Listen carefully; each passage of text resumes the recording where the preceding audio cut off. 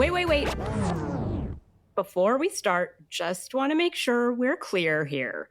While this podcast talks about sobriety, mental health, and addiction, it is not meant to replace professional medical advice. Welcome to Sisters in Sobriety. I'm Kathleen. And I'm Sonia. And we're ex-sisters-in-law, brought together in marriage and bonded through our sobriety journey. Join us as we talk sobriety, addiction, and everything in between. You're in for quite a ride. And our Substack is buzzing with amazing content, from creative mocktail recipes to insightful courses and reflective exercises. There is something for everyone. Don't miss out. It's a great way to add some extra joy and depth to your journey. Check it out.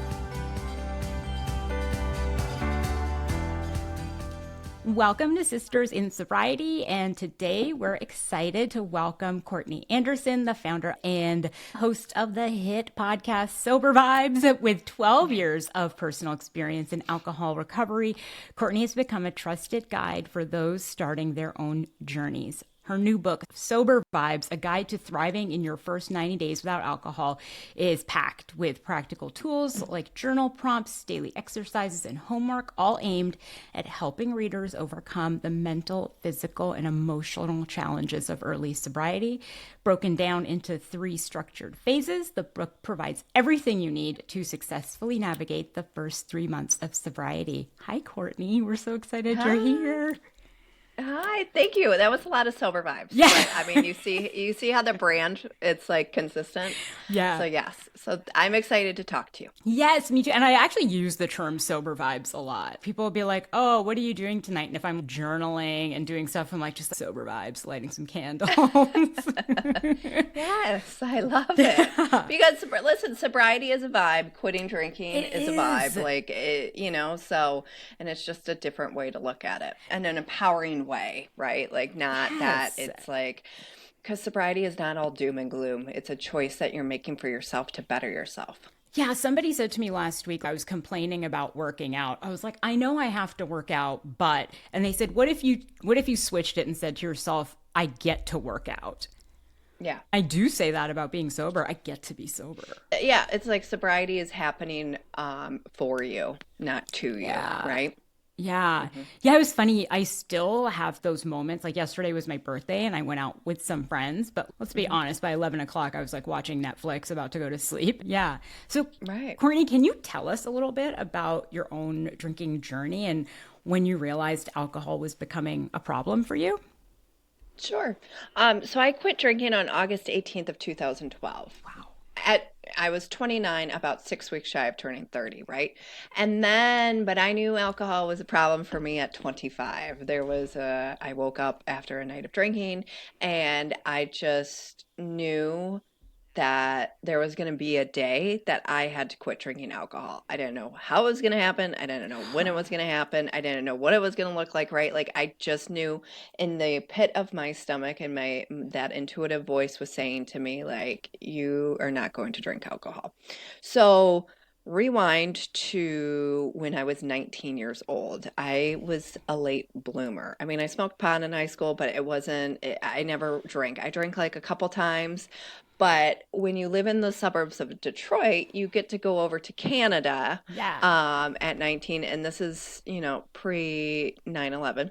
And you get to go over to Canada and drink in Windsor. And the drinking age in Canada is 19. It sure is. So, yes. So, Canada, like we talked about before.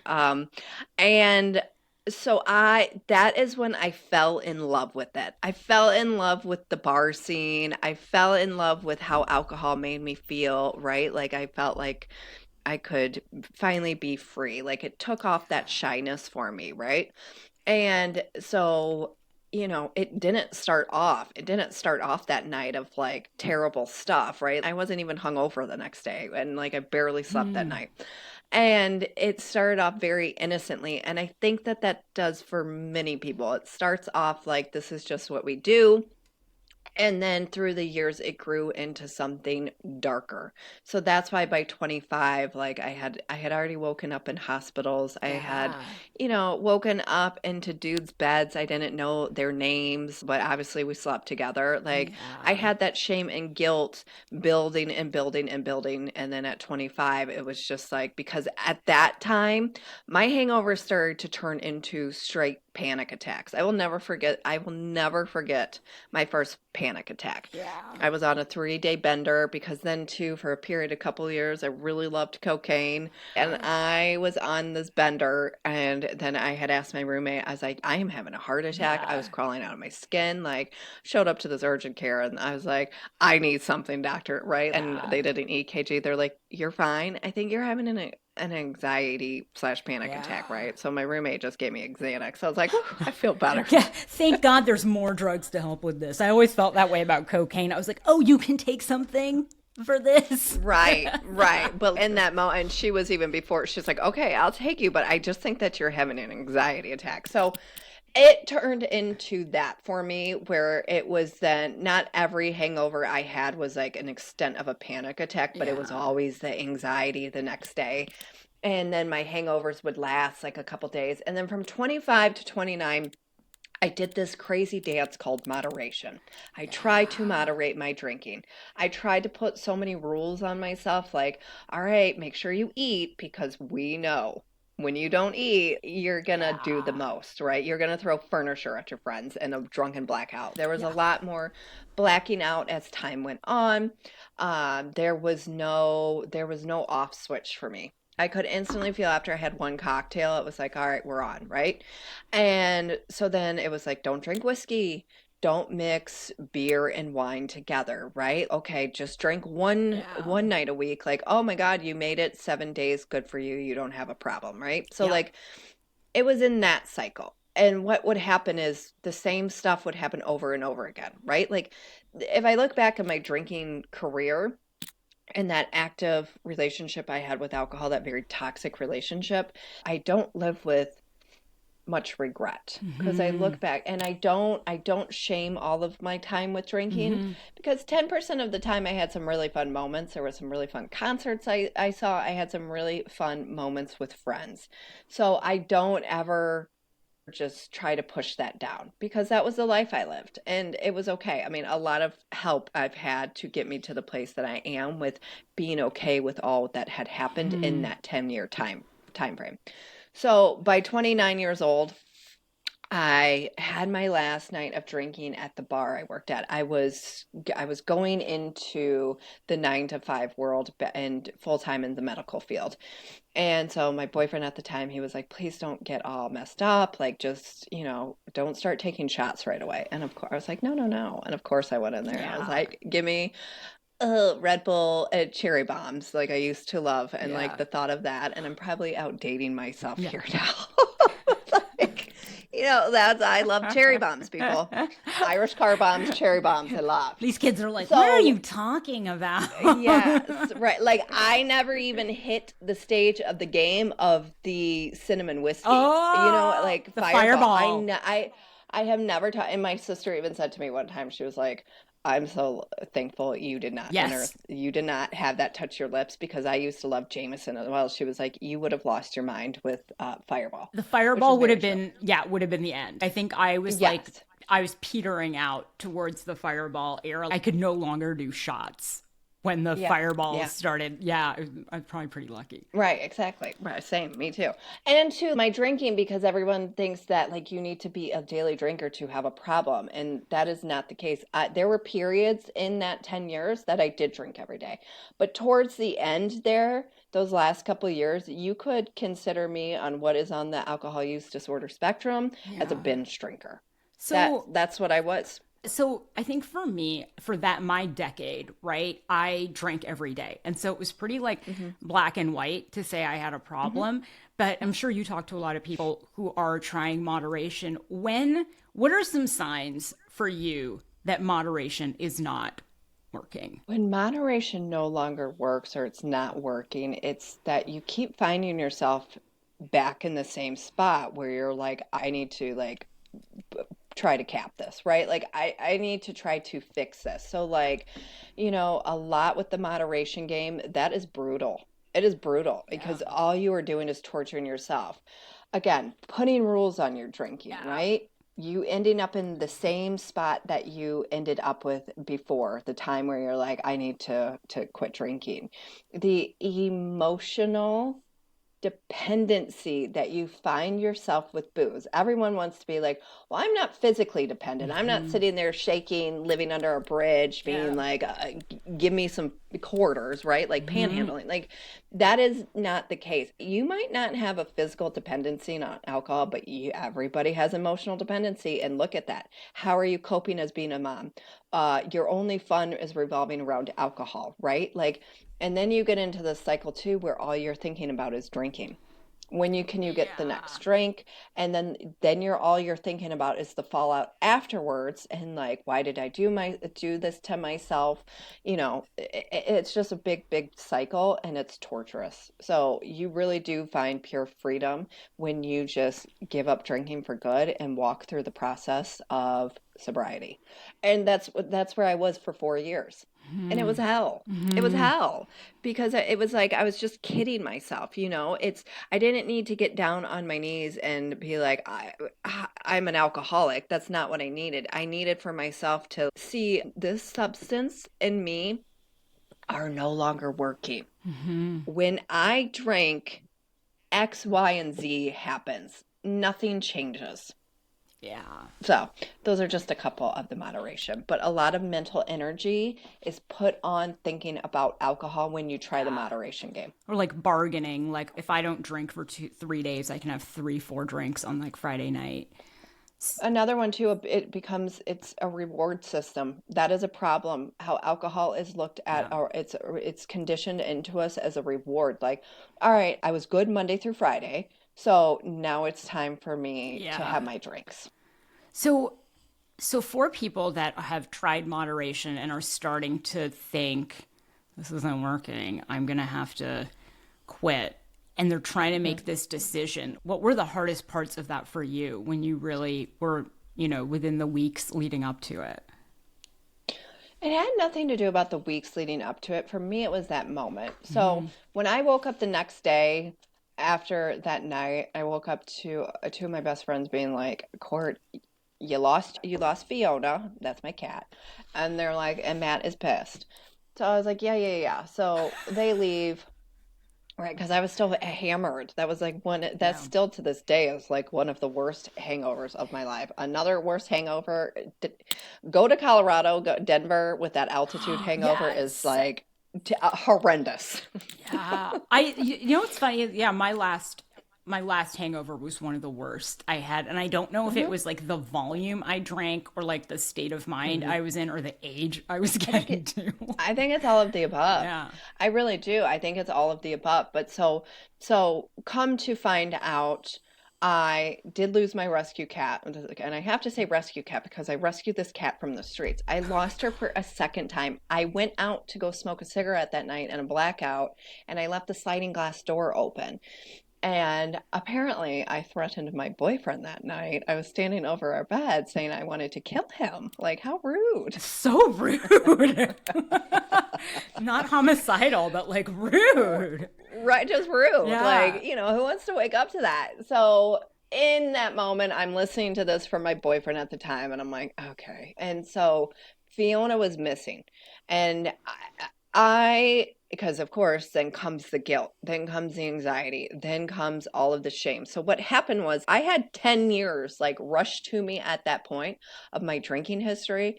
And I made a pact with the universe. And I was like, if I find Fiona, I'm going to give up drinking for good. The boyfriend at the time too was like, listen, we lived together. We were together for a year and are in a relationship for a year and a half. And he was like, look, if you want to keep drinking, but I'm not going to be in this relationship anymore. Like he had it at that point. It wasn't the first time I threatened to kill him. It wasn't the first time I lost the cat. It wasn't the first time I said I wasn't going to drink that much. Right. Yeah. So at that point, he went through like a straight year of the roller coaster of alcohol and me. So I find Fiona on the third day, And that was it. I've made a pact, and that boyfriend is my husband, and Fiona's still alive to this day. Oh my God, that's a lovely story. That is. Yes. So, right. But it was just what happened in that moment. Like I said, Yeah. it was 10 years of decisions and how, when I put alcohol in my body, what would happen. Now, not everybody has that story. Not everybody has these extremes where they get a DUI, right? Or end up in jail. Not like everybody's point of rock bottom. Everyone has a rock bottom. I know people are against rock bottom, Yeah. but everybody has a rock bottom in some way with alcohol. Your rock bottom just might be severe anxiety, or just like my husband's starting to notice how much I'm drinking. It's too much. I'm blacking out the night before with my kids. So like everybody's rock bottom is different. So that was mine, where I'm just like, and I like rock bottom, and to use with the term of describing like where you were at in that point of you no longer wanted to participate in that ride anymore with alcohol. So you chose different. Yeah, that's exactly it. I agree. I think everyone has a rock bottom. Sometimes it's psychological. It doesn't mean like waking up in a jail cell or a hospital, but so Right, exactly. I love talking about the first 90 days because I really did them. Like they hurt. Like the first 90 days were really, really rough. And I, looking back, like wish I had had more structure or more understanding or more community, more everything to understanding why it was so hard. What were like the early days, like maybe like even the first 30 for you? And what do you think people can expect from those first 30? Well, and that's why in my book I write about the first 90 days. Yeah. And I take the reader for the first 30, 60, 90, Yeah. and it is all about expectations, and to you figuring out in those first 90 days of what works best for you. But like, listen, the first 90 days of this are the hardest you will ever go through. So It bad. is, yeah, and a lot of people think like, I gave up drinking alcohol, I should instantly be A-okay on day one. And that Yeah. is not the case. Well, for anybody listening, if you are, I want anybody to know that quitting drinking alcohol, you need to talk to a medical professional. You need to talk to a doctor about withdrawal and detox, because I don't know who's listening. And with alcohol withdrawals can lead to death. And that's not to scare people. That is an extreme, right? But like their alcohol withdrawals is very serious. So, and I don't know how much a listener is drinking, because I was the type where I'm like, go to the doctor's like, how many drinks do you have a week? I'm like, two. Yep. Two. Two. More like 25 to 30. Oh my God. It would be like, frequency. It was like socially on the weekends. That's what I would put for that. Right, like one bottle of wine. Yeah. So those first 30 days, here's one of two ways you're going to go. You're either going to get that pink cloud. Good for you. I never had the pink cloud. And the pink cloud is you feel this euphoria. Okay. But here's what I'm going to tell you about the pink cloud. That bubble is going to burst within time. It might not happen until 8, 9, 10 months into that first year. But when it bursts, you will come crashing down and be like, what is going on? And it's just waking up to a reality. So you are in this euphoric feeling. If you don't catch on the pink cloud, you're going to go through post-withdrawal. It's called PAWS, post-acute withdrawal syndrome. And that is a period of detox. So lots of rest, lots of water. You need to hydrate yourself. You need to sit your ass down. And when I say that, you still don't need to be doing the most of getting out there in the world. This is a process of healing. This is a process of recovering, and having to understand that a lot of people have put alcohol into their systems on a daily basis, weekly basis, for 10, 20, 30 years. Yeah. We have been poisoning ourselves. Okay, this isn't a judgment, because I did it myself. But I want people to understand the process after you quit drinking. And so your body is going to go through some things. You might experience some intense anxiety. Feelings are going to start coming to the surface. This is what happens in 30 days, where you're like, why am I crying? Cry, Yes. let it out. You know what I mean? Like you got to cry and let it out. And this is all a process. The sooner you get support in your sobriety, the better off you would be. Okay. The support is going to help.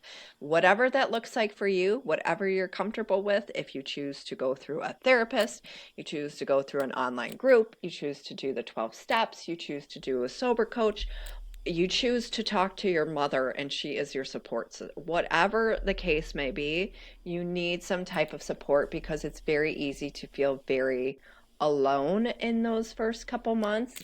And you go through the process too then of why is this happening to me? It's easier for you to start bargaining with yourself like after 30 days, like, oh, I didn't really have a problem, because that's what your drinking brain will start telling you after a certain time. Like, look at you, you didn't have a problem. There was no extreme rock bottom of what you've heard, through the years of people who've had extreme rock bottoms. That wasn't you.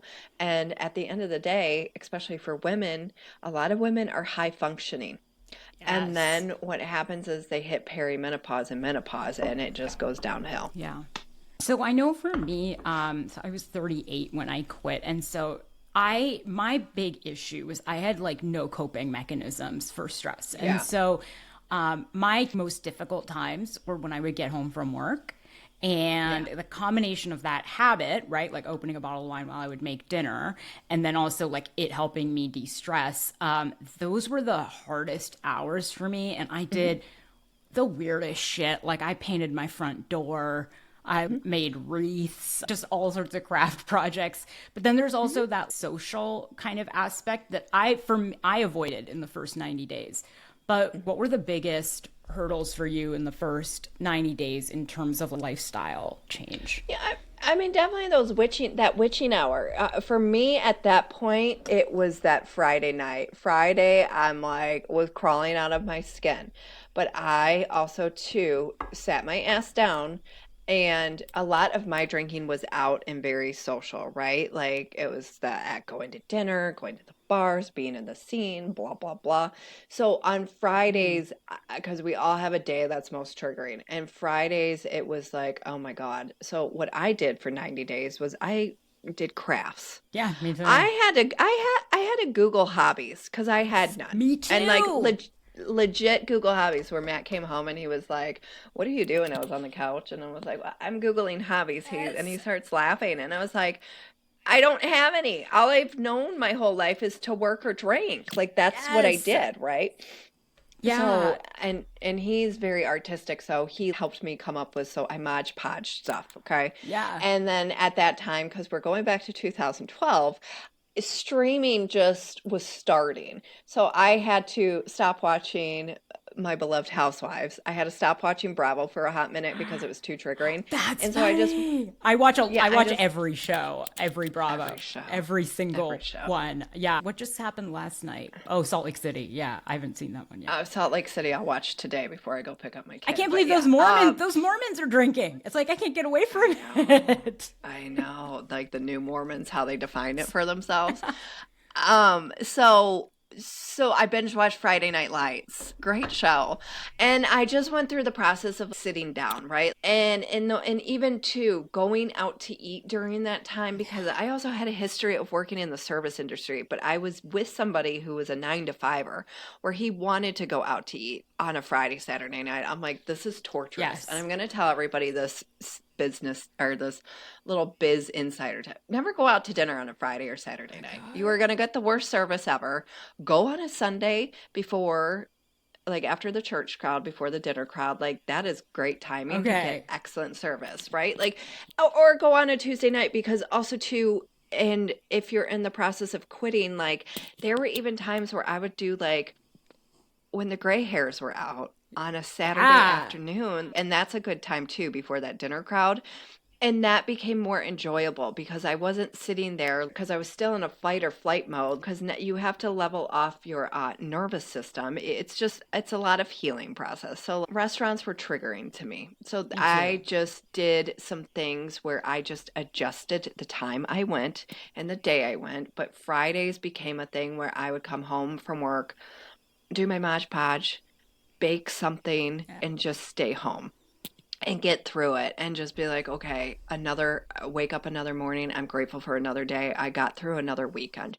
And then within time, it became easier because what you Yeah. do is start living the sober life. Yes. Yeah, no, that's it. It snowballs into like other healthier things. I always tell people, like, let's not do it all in one day. We're not going to get sober, go vegan, start weight training like in the first 90 days. But yeah, the better you feel, then the more you want to do like healthy things. Are you looking to reset your relationship with alcohol? Look no further than our self-paced 7-day reset program. In just 1 week, you'll gain the tools and support you need to kickstart your journey to a healthier, more balanced lifestyle. Our program includes daily audio, helpful exercises, and guided reflections. And best of all, it's on your time. Head over to sistersinsobriety.substack.com and let's take that first step together towards a better you. That first year, I let myself eat what I wanted. Yeah. I allowed myself the feelings. You need to rest it, because doing it all in one thing is what you don't understand is you're creating an overwhelm.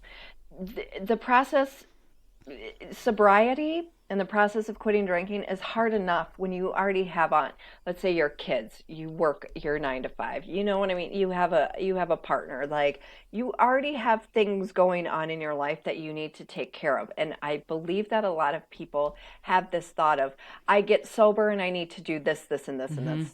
And the process is you get sober and you need to chill and get quiet and rest until you're ready to take on the next thing. So I just made it to that year and I was like, all right, cool.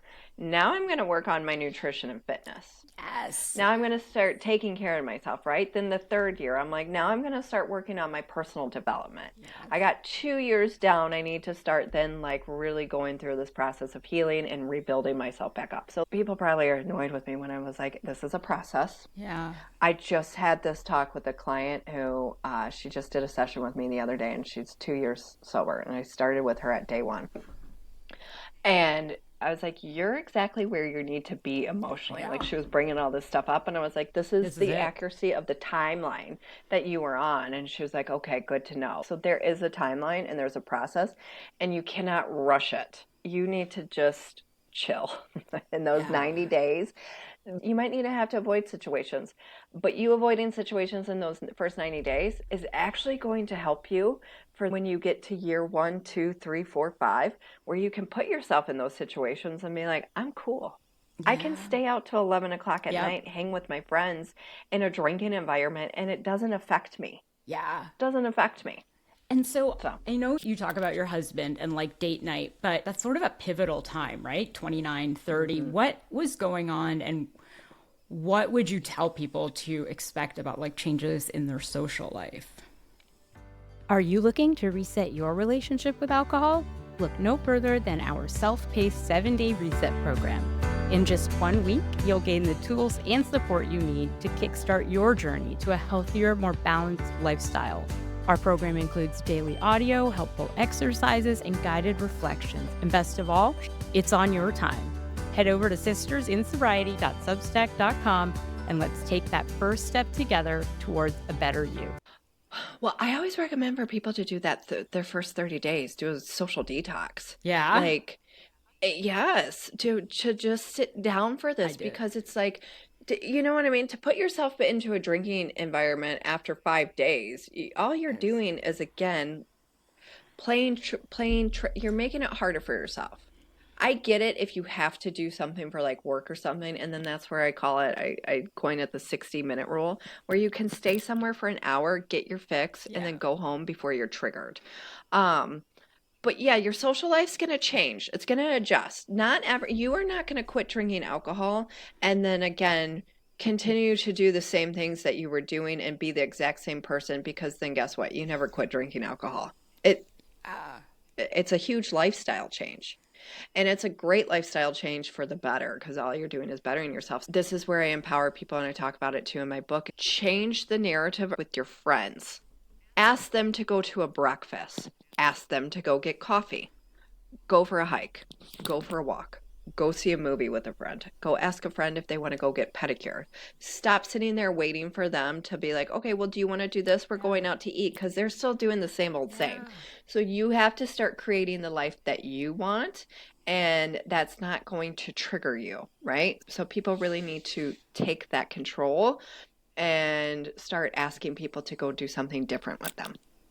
Yeah, I completely agree with that. So let's talk about a little bit about the book. So the first 90 days, is it based on someone setting a quit date? Is it based on them trying to taper for a period of time? How do you look at, let's say, the first few days of the 90? My book is really designed to, again, take the reader for what fits them. And of the help that is out there, there's a lot of journal prompts in there, because you really do have to condition your mind. You really have to condition your brain in the best way possible of understanding where alcohol took you and remembering that, because a lot of people want to forget. That's why I told you I'll never forget about my drinking days. And so you don't want to forget that. I'm not saying live in shame. I'm not saying live in a very traumatic experience where, there's sexual assault going on. I'm not saying that. I'm saying you need to remember that where alcohol took you, even if it was just one of the worst hangovers of your life, or that you just don't want to feel that way anymore. So really the book is about deciding, I come from a place like, if you slip, you slip.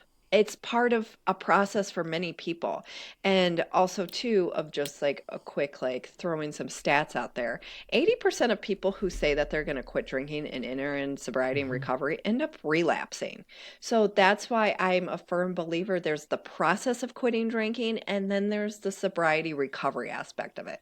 I was in the process of quitting drinking for 4 years. Yeah. I didn't know it though. Do you know what I mean? Oh, I totally know. From the first time I Googled the am I an alcoholic on a Monday morning to when I actually quit was years. Yeah. Right. I mean, I used to sit watching Intervention hungover and be like, please, somebody help me. Yes. Or I think sometimes I would watch Intervention to be like, that's not me. I'm not. Yeah. I would accept the help you're giving to me. But it was almost like on purpose to watch people who I thought were like, quote unquote, worse than me. Right. Yeah.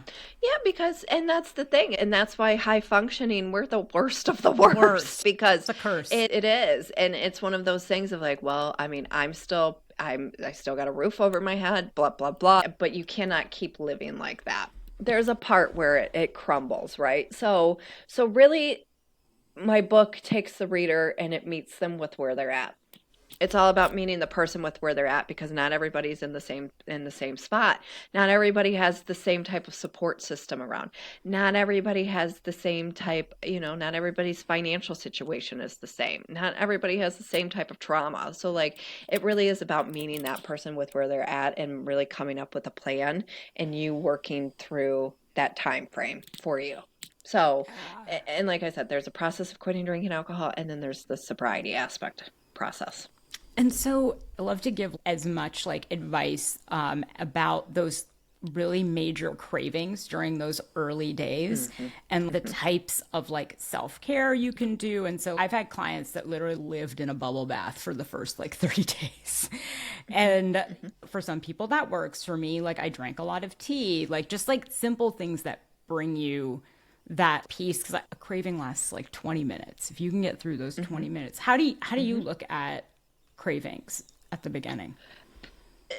You're going to have them. Yeah. They're going to happen. Again, alcohol is one of the most highly addictive substances. And I speak from a place of truth. Don't think because you're going to quit drinking alcohol, then it's like, okay, goodbye everything, right? This is really where it's crazy, because it's such a highly addictive substance. And then not only when you quit drinking alcohol, you not only have those cravings for alcohol, you then have cravings for sugar, because you were putting sugar in your body for years and years. And then women beat themselves up about like, oh my God, it's been 2 months and I still have these cravings. It's like, again, you were putting booze into your body for 20 years. That is a long time to have both like a sugar and then the alcohol cravings. But this is what it is. Yeah. that substance, alcohol, is an addictive substance, and it doesn't matter who you are. So like when it comes to the cravings, you have to write it out. Sometimes you're just going to have to scream in a pillow and you say a bunch of F-bombs. Like, this sucks. This Why sucks. me?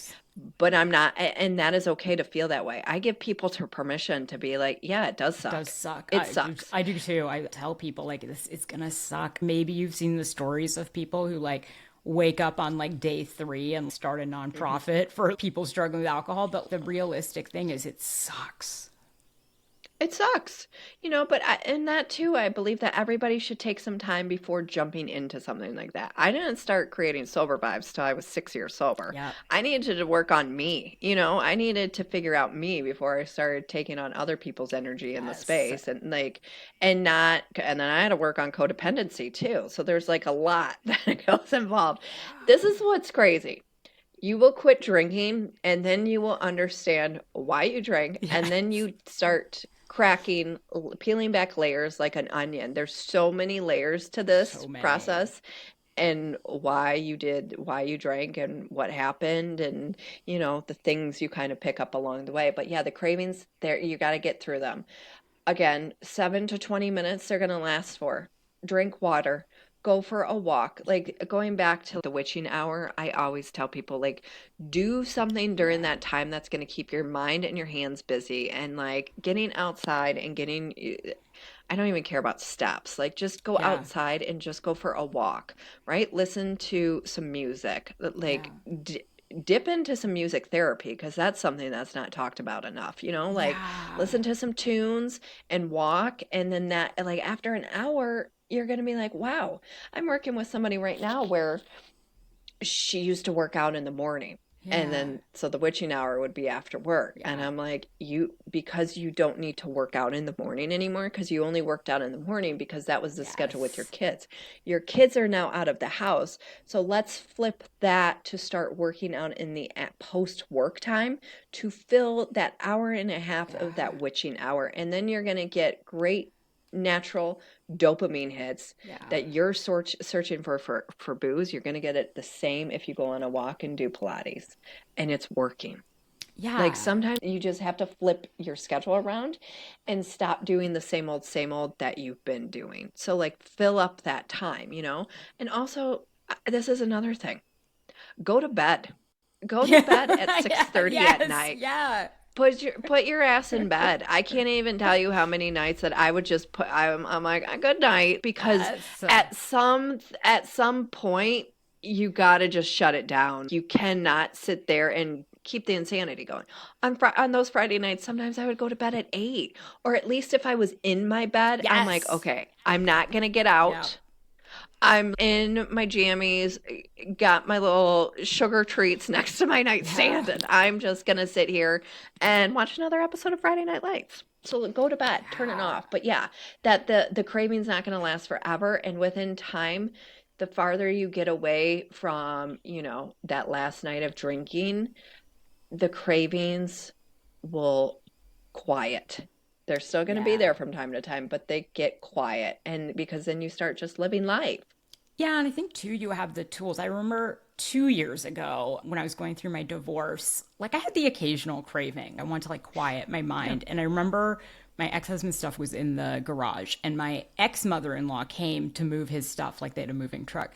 And I remember and so she's downstairs in my house, in my garage. And I like texted my sister-in-law. I was like, how early is too early to go to bed? And she's like, 6:30. I was like, done. I can make it till 6:30. I can make it till 6:30. And I got into bed and felt great. I was like, I had my popcorn. I had like my journal. I had my iPad. I watched some like Riverdale. Mm-hmm. And those techniques will be there for you. Mm-hmm. I feel like even years later, because sometimes too in life you just need to go to bed early, where you're just like, oh my God, like, like where it's just like the weight of the world especially in post 2020 times, is heavy. Yeah. And so it's just like there's only so much you can take. And then don't even get started as this, like, if you come from dysfunction in your family, like sometimes it's like you can't even take that. You know what I mean? So it's just like, just go to bed and shut down, shut down the phone, stop responding to people, just disassociate. I say disassociate in a healthy way. My sister and I joke about it, and one of our coping mechanisms, but it's not in a bad way. It's just like, I don't want to talk.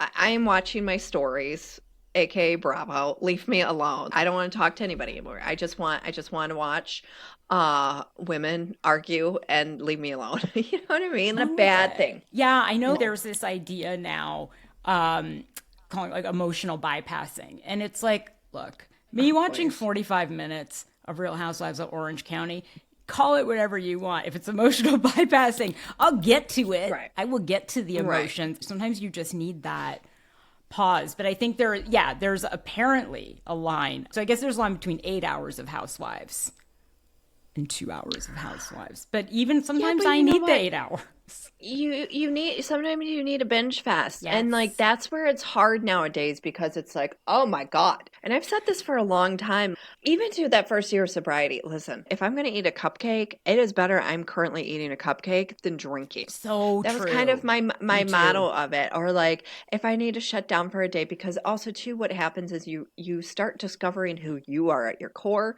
And it's like, oh, I'm more of an introvert. This is what I need, right? I always thought I'm both. I'm like right in the middle. And so then for a long time, I was like, oh, in my sobriety, I was like, this is why I like to just not talk to people for a day, right? This is what I need to refuel my system. And same thing, like, dude, watching, if I want to do a binge fest, it's not hurting my life. No. It's not like this is like taking it away. And I think that's where people get confused. Yeah. This is something that you need those days in life.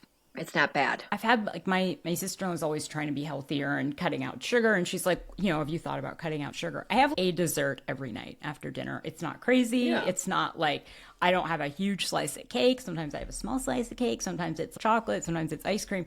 And I've said to her, I'm like, I have quit smoking. Yeah. Drinking and drugs. Yeah. And so if I want to have some ice cream, I'm going to do it, because emotionally, I still want to be able to have this life where I experience joy from these things. But you still, like, and again, that's all everybody's like. And when people are like, well, what should I do for these sugar cravings? It's like, eat sugar. I just tell a person, add in a vegetable. Yeah. Add in a vegetable and eat a little bit more protein. Yeah. Okay. Like that, because you're not. And here's the thing that does not get talked about a lot. And this is why I don't mess with the nutrition aspect of it. Yes. Other than just tell people to hydrate themselves, add in some extra protein and a vegetable. Because a lot of women have an eating issue. That there was an eating disorder before the alcohol came into place. And this is huge. So that's why I never... choose your heart. Huge. If quitting drinking is your heart, and then the sugar stuff will fall out, it will simmer down in time. It's so true. It's so interesting. I was talking to somebody who, like, we were talking kind of about nutrition and body image, and I was the same size I am now when I was drinking, which meant like 90% of my calories were coming from alcohol. Right. And so I obviously wasn't eating enough to sustain myself, like, nutritionally. I wasn't eating healthy. And so there is, when you think about it, there's going to be a shift in how you're eating for sure. Oh, yeah, absolutely. And then too, when women beat themselves up about gaining weight, but maybe you needed to gain a couple extra pounds. I mean, that's not necessarily a bad thing, like, but it will level out. I will never forget.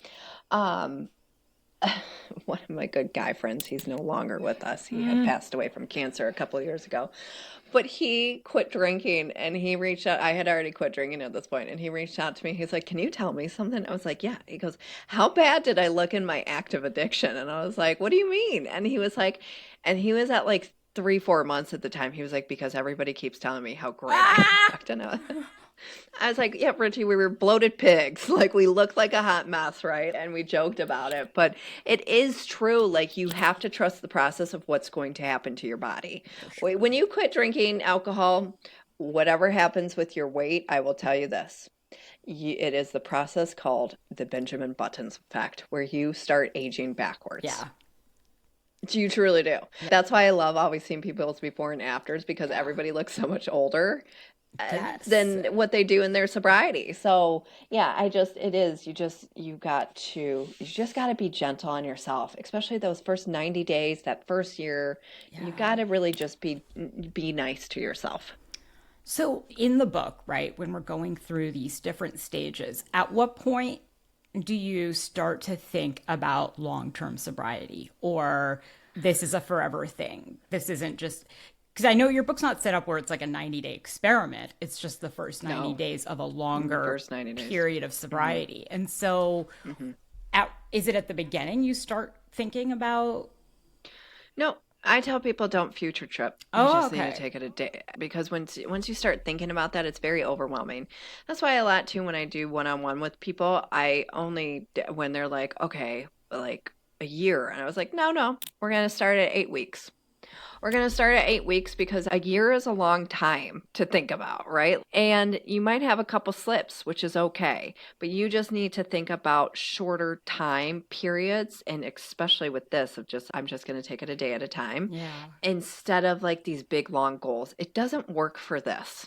It doesn't, because it's too much pressure on yourself. It's too much pressure, because then too, a lot of people think that they have to be perfect. There's no such thing as perfection. And it's not the case for this. So it's just think of today. Think of today, and stop future tripping. And you can think about that wedding that's in 2 years down the road, when you get to that wedding 2 years down the road. Yeah. But I guarantee of what you think on day one, when you're quitting drinking, to compare to what you're thinking at year 2, it's a different mindset. You've already been living a sober life. So then when you enter in that wedding, you're going to be fine, because you've just done it for 2 years. And I'm a firm believer too. I'm not knocking anything, but that's why after a couple of years, I stopped calling myself a recovering alcoholic, because I'm like, I'm not an alcoholic anymore. Yeah. I'm living in a sober state of mind. It had nothing to do with ego. And it was actually my therapist at the time was like, do you still identify as that? And when she asked me that, I was like, actually, I don't. Yeah. And I was like, I'm now at a point, I'm just like, I'm a woman who doesn't drink alcohol. I did have this story. I did live this life, but I'm not living that anymore. And that's where I want people to give themselves more credit, when they're like, I'm only 7 weeks sober. I'm only 56 days. No, you're 56 days sober. Yes. We all start from that day one, and you have been living that. You have been, so it really is a lot more needs to go and be talked about on how you talk to yourself in this process. Because when you keep referring to yourself as a recovering alcoholic or an alcoholic or whatnot, what does that tell you? That you're an alcoholic. And then there's really no way of moving past any of that shame and healing. It's keeping you in this state of mind. That's so true. And also, if you think about it, like those 56 days are harder than the next 156 days. So if you got through those 56, that is the huge accomplishment. When my brother was sober, before I got sober, I remember we'd go on vacation and someone would offer him a drink, and I'd be like, my brother's an alcoholic. And he was like, stop calling me an alcoholic. And he's like, I haven't had a drink in 7 years. And I never understood it until I got sober. Yeah, I never understood it. I'm super comfortable with the term sober, but I don't throw out the term alcoholic easily, like in social situations. I mean, I'll identify. I can identify as a recovering alcoholic. That's no problem. But I really identify with being sober and like having a sober lifestyle. Like now that you say it, Yeah, and that's where I'm talking like the condition. That's where I go back to. You need to condition, and I will tell people when I have consult with them of doing one-on-ones. I'm like, I'm Yeah. about to condition you in the best possible way Yeah. because it's this is, and I'm working on more of certifications with cognitive behavioral techniques, Yeah. and that's like a lot of this is a lot of mindset shifts and of envisioning Yeah. yourself living this life and then doing it. So, to each their own, identify how you want to, but it's a lot of mindset work and shifting. It's the same thing of, okay, well, how am I going to have fun? It's like, well, what do you consider fun? Do you consider fun still living in Yeah. the state of mind where you're like itching to get out, right? Like, are hangovers fun? That's not It's fun. You not know what's fun. fun for me is waking up on a Saturday and being able to stomach my coffee and being Yeah. like, I get another day to go experience some life, right? And not be tied to my bed or tied to one specific bar that I'm going to Yeah. because my world was so small in my active drinking days. That's so true. Well, I loved having you, Courtney, and I hope people go and pick up the first 90 days. Yes. I hope there's going to be the next 90 days. Yeah. I do have a thing for another book, so it would get more into like a year. But Yeah. it's more too of the conditioning of like more mindset stuff. But yeah, Yeah. so I hope that comes to light. But thank you so much for having me, and people can find my book. It's on Amazon and my podcast Sober Vibes. Yeah, and we'll link to it in the show notes. Thank you so much. Thank you. Thank you. This was Sisters in Sobriety. Thank you for listening and being with us today. If you want to learn more about sobriety and meet your community, find us at sistersinsobriety.substack.com. Are you a sister in sobriety? Then reach out on social media. We'd love to hear from you. If you're feeling generous, leave us 5 stars and a review and follow us wherever you listen. You'll never miss an episode. Until next time.